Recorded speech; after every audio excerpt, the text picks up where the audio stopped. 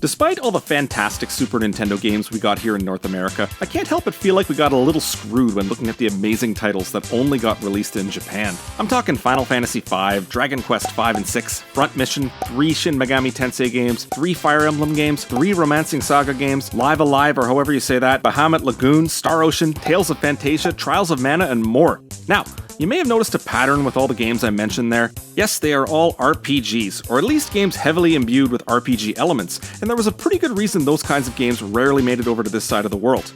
Simply put, it just wasn't worth the investment. You may be able to point to more than a few instances of publishers just tooting out Japanese games in North America with minimal alterations, but Japanese RPGs are a different beast. They're typically very large games with robust storylines and lots of cultural context that needs to be painstakingly localized for an entirely new audience. This requires a lot more time, effort, and most importantly, money. And Western audiences weren't exactly gobbling the stuff up at the time. Yeah, we had our own RPG scene with Ultima, Wizardry, Might and Magic, and so forth, but those were still kinda niche and relegated mostly to PC gamers. And previous JRPG imports didn't exactly light the spark. Dragon Warrior was a famous flop that had so much unsold stock, Nintendo had to start giving it away for free with every Nintendo Power subscription. Sidebar, check out this guy who managed to collect 1,000 copies. But yeah, not enough interest in JRPGs to justify the investment. And for a company like Square, this was frustrating because that whole genre was their bread and butter, and if they wanted access to that sweet North American market, they needed to find a way to get Western gamers more into what they were putting out. Enter Final Fantasy Mystic Quest. Released in 1992, this game was designed by Square almost exclusively as a way of getting Western audiences into Japanese RPGs. How exactly? Well, you might not like this. Simply put, they made the game as dumbed down and simple as possible. Yeah, the developers thought that Western audiences didn't like JRPGs because they were too challenging, so they basically gave us Final Fantasy for friggin' morons, presumably alongside a nice little pat in the head and a, "Here you go guys, we made this just for you!" I mean, they kinda did that a year prior with the North American release of Final Fantasy IV, aka Final Fantasy II. Our version had some notable changes to make it a whole lot easier, but with Mystic Quest, they made this a basic bitch from the ground up. They even named it Final Fantasy USA over in Japan to really hammer the point home. Burn. On the surface, it has all your expected RPG elements. Turn-based combat, unique characters, a plot, an outworld map with different weapons and armor, magic, stats you can raise by fighting enemies and leveling up, dungeons with bosses at the end. What's the issue, you might ask? Well, let's start with the story, which is about as unchallenging as the game itself. Everything takes place on a large, unnamed continent that's divided up into regions that correspond to the 4 elements: earth, wind, fire, and water. The health of each region is determined by a corresponding crystal because this is 90s Final Fantasy, and boy did they love their crystals. All 4 crystals, plus a 5th, are kept in the Focus Tower, a large structure at the center of the world.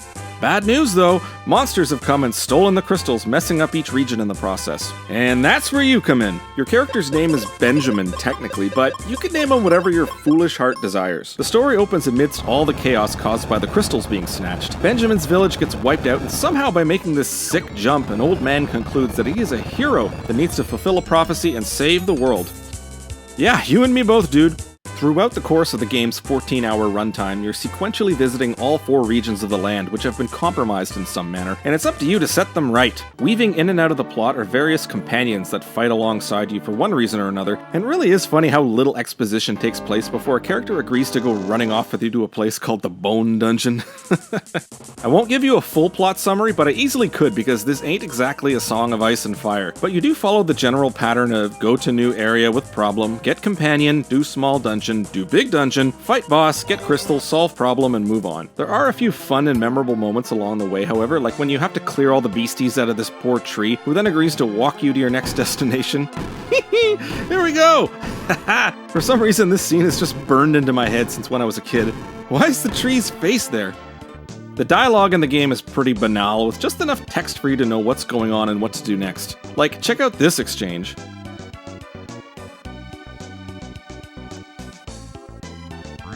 Dude just had the rock with him in bed? And here's a moment that's supposed to be epic when you finally fill the lake with water again, but it's all over in a flash.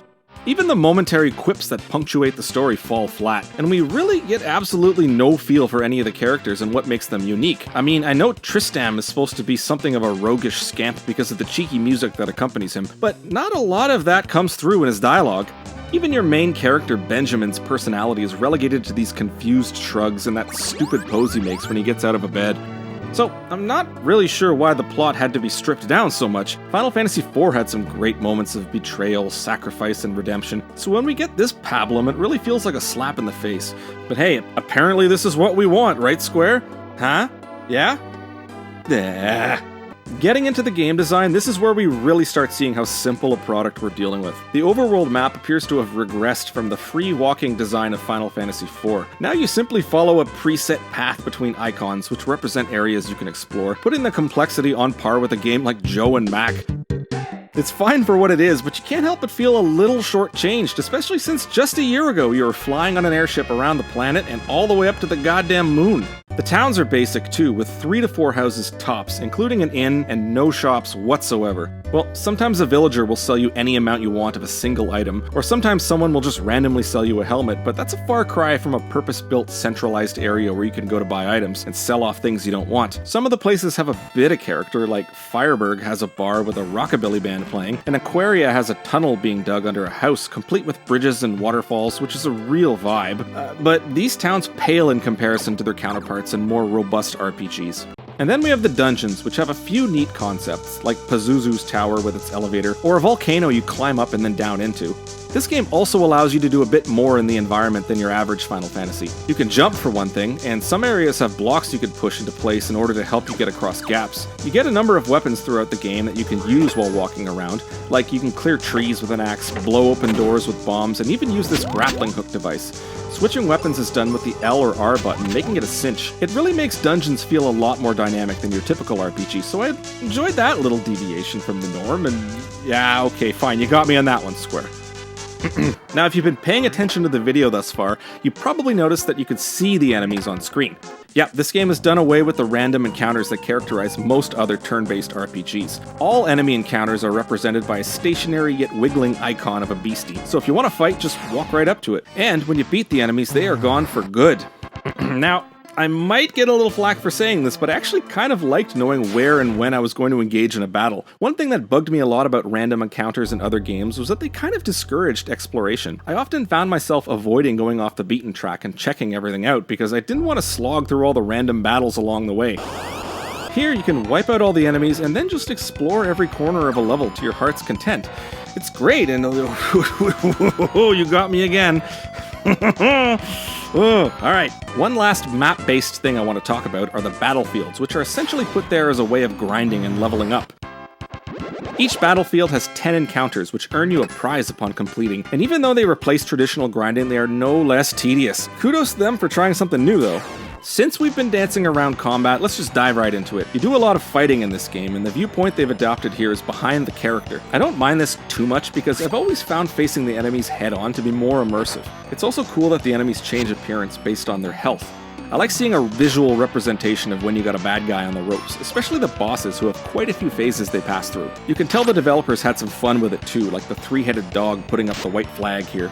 The combat itself doesn't exactly reinvent the wheel, but if it were a wheel, it would probably be the wheel those guys in the BC comic strip were riding around on. You have your regular attack, as well as the option to use magic, use an item, run, or defend, which I learned actually does nothing but forfeit your turn. You can still switch weapons with the L and R button in case you want to pull a certain one out if you know the enemy has a weakness to it, but that's it!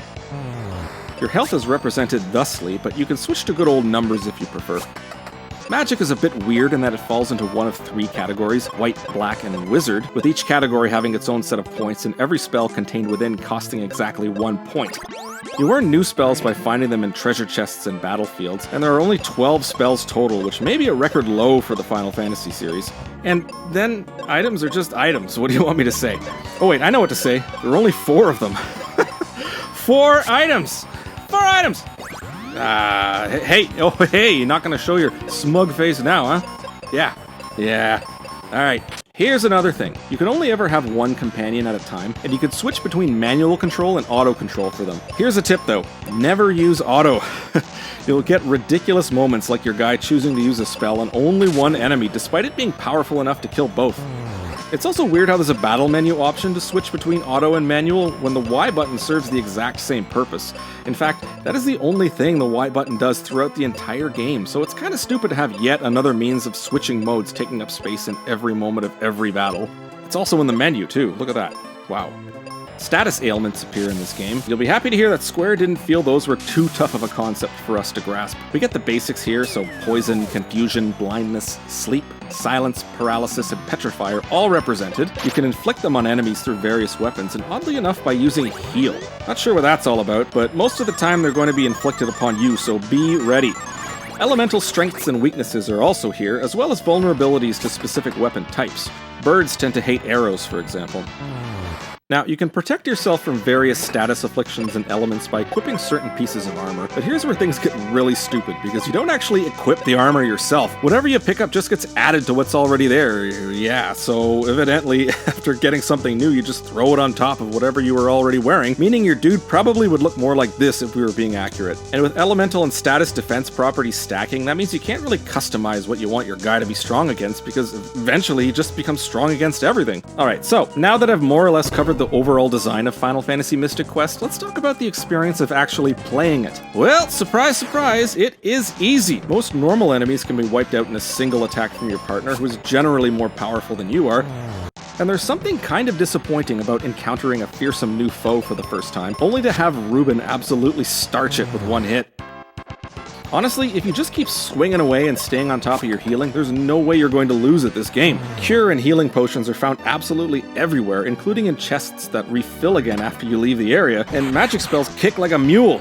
Bam! Oh! The only time you really risk dying in a playthrough is when your characters get afflicted with the confused status, and then end up wrecking themselves with the same massive hits they've been doling out on enemies. It can happen if you're not careful, but when you die, you don't really die because you can come right back again by selecting no when you're asked if you want to give up.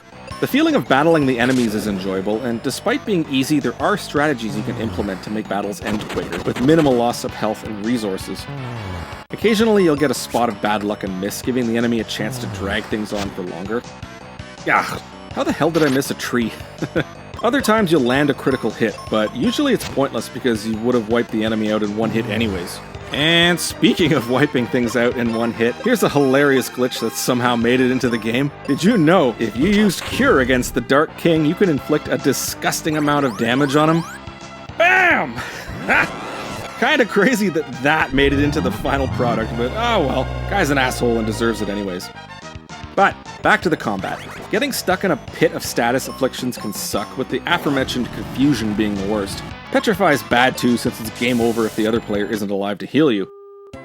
Blind makes it hard to hit when afflicted, and it turns your characters around even when they're attacking, making this bomb attack look like a fart.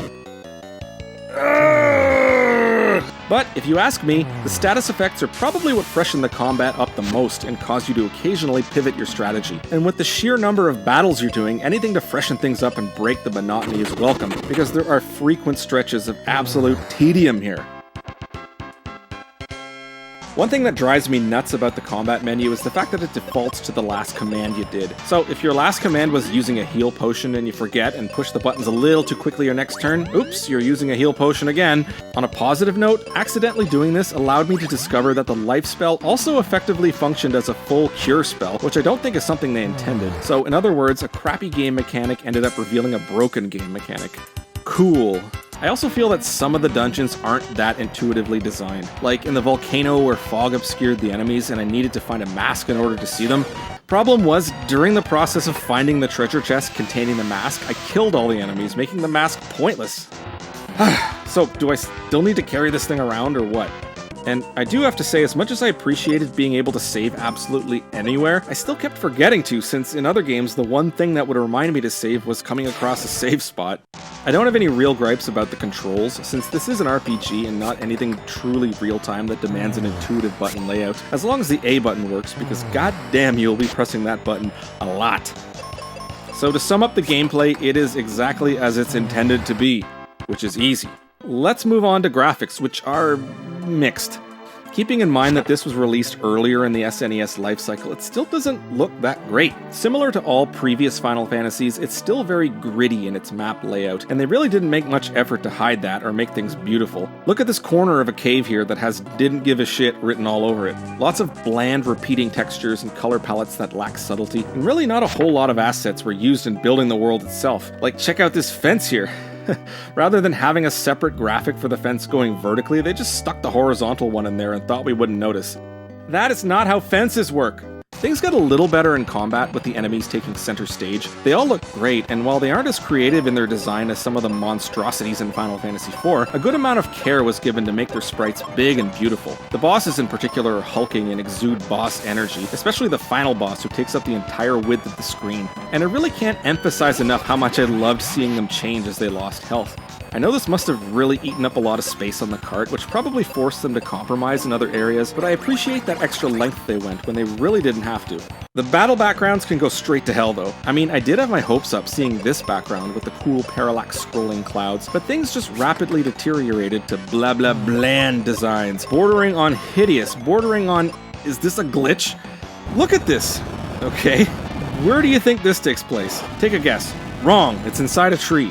The rule of thumb should be, if I could design it in Mario Paint, it sucks. And if I could design it in Mario Paint in less than a minute, it really fucking sucks. Thankfully, the game's soundtrack swoops in to save the day by being way better than it has any right to be. I don't even know where to begin, so let's start with the music you'll be hearing the most, which is the general battle theme.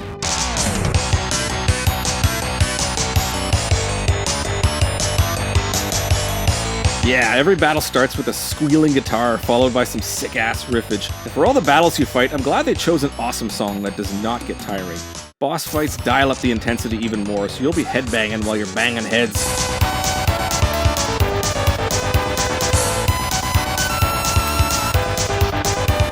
And check out the Doom Castle music, which is full-on galloping power metal.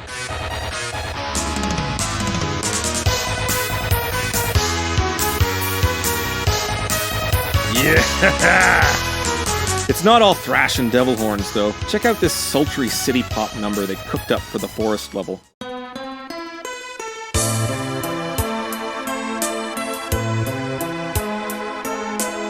Sounds like I'm about to have a secret rendezvous with a stranger, even if that stranger is just a minotaur hiding in a tree. And Spencer's Place has this awesome chillwave feel to it that actually sounds like something a chillwave artist today would mine for nostalgia.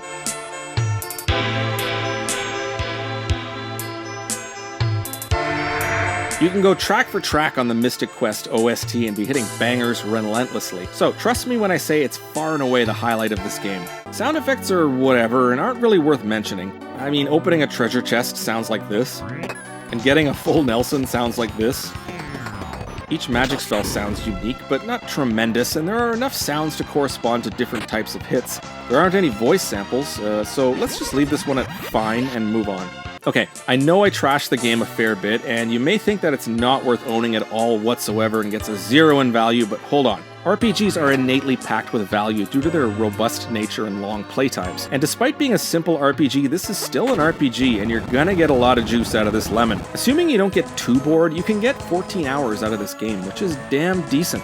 It's also very, very affordable, costing less than $20, making it the cheapest RPG on the console. And because this game is universally regarded as a stinker, Square never thought to re-release it, except for on the Wii Virtual Console, which is dead, so yeah. This firmly puts the original cart in oh why the hell not territory as far as I'm concerned, so you would do well to pick it up and enjoy it, warts and all. I'll wrap this all up by answering the question posed in the title of this video. Were we too hard on Final Fantasy Mystic Quest?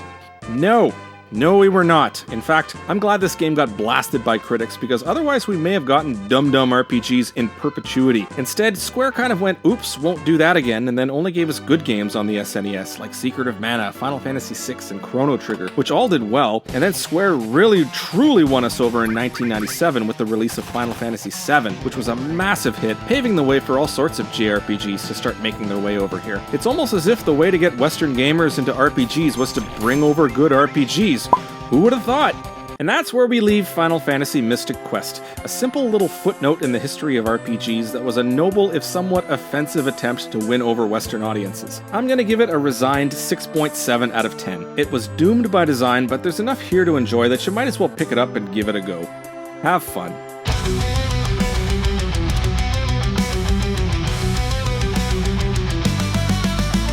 Shining through the darkness, a hero rises to the core. To bring the crystals back, I bring prosperity to all. To all. A dark king has cursed the land and chaos has reigned across forest, desert, mountain and plain.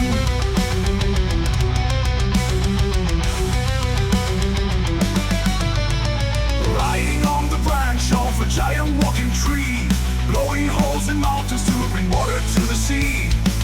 Into the heart of a treacherous lava dome, a pyramid of ice and a dungeon of bone.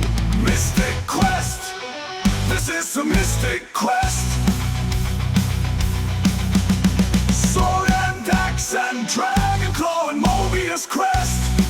Mystic Quest, and we'll open every treasure chest and master every spell. We'll send pursuers down this elevator straight to hell. We'll fight through every battlefield, as tedious as it may be, until every soul is free. Mystic Quest.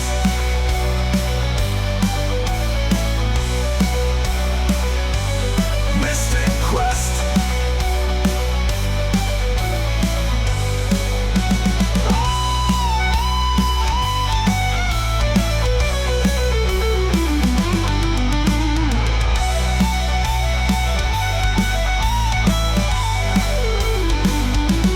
Mystic Quest.